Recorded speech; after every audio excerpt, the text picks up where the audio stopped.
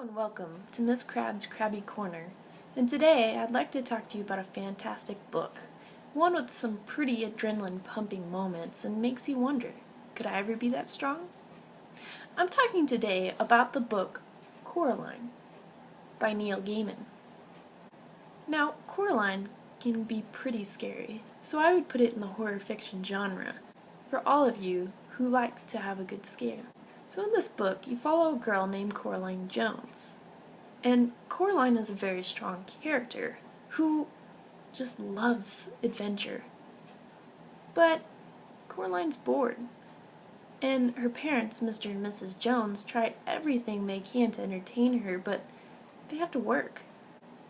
We start the story off with Coraline living in this very old house with some pretty strange people. One man in particular has a rat circus. Did you hear me? A rat circus. So yeah, Coraline's life is so boring. But one night, she hears this weird sound. And when she looks up, it's a shadow. And so of course, Coraline has to follow it and follows it into a locked room. Coraline, being adventurous, goes and finds the keys and unlocks the door. Inside the room is a drawing room that her dad uses all the time for work. But there's this strange hatch. She finds a way to unlock it and goes inside. And well, when she goes to the other side, she finds her house. But it's not just her house, it's her opposite house, in another world. She investigates this world further and she comes to find her mother. But it's not just her mother, it's her other mother. And her other father. Now, the other mother seems nice at first, but makes you wonder, what is she hiding? Coraline, being the smart girl that she is, doesn't trust her other mother. But her sense of adventure makes her want to explore the world further. Now, I'm not going to spoil the whole book, but her other mother wants her to stay. And stay forever. And in order to do so, Coraline has to remove her eyes and replace them with buttons, only held by a small strand of black string.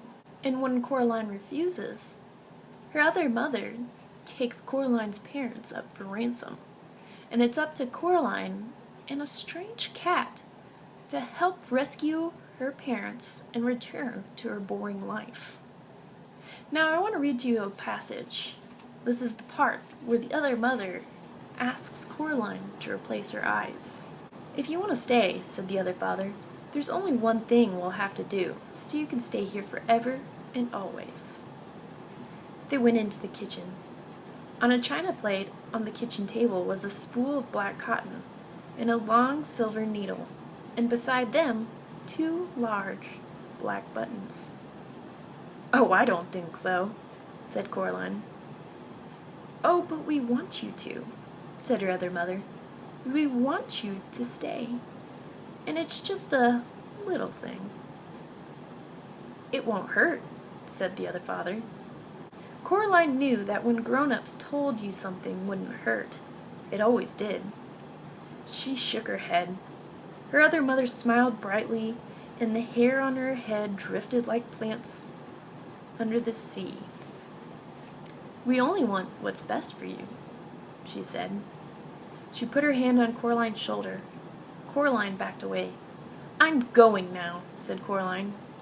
She put her hands in her pockets. Her fingers closed around the stone with the hole in it.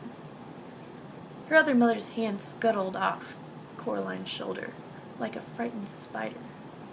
"If that's what you want," she said. "Yes," said Coraline. "We'll see you soon, though," said her father. "When you come back." Said Coraline. "And then we'll all be together as one big family," said her other mother, "forever and always." Now, I don't know about you, but that seems kind of creepy to me. Like I said, I won't spoil the ending. But just so you know, when you think it's done, it's not. Once again, this is Coraline by Neil Gaiman.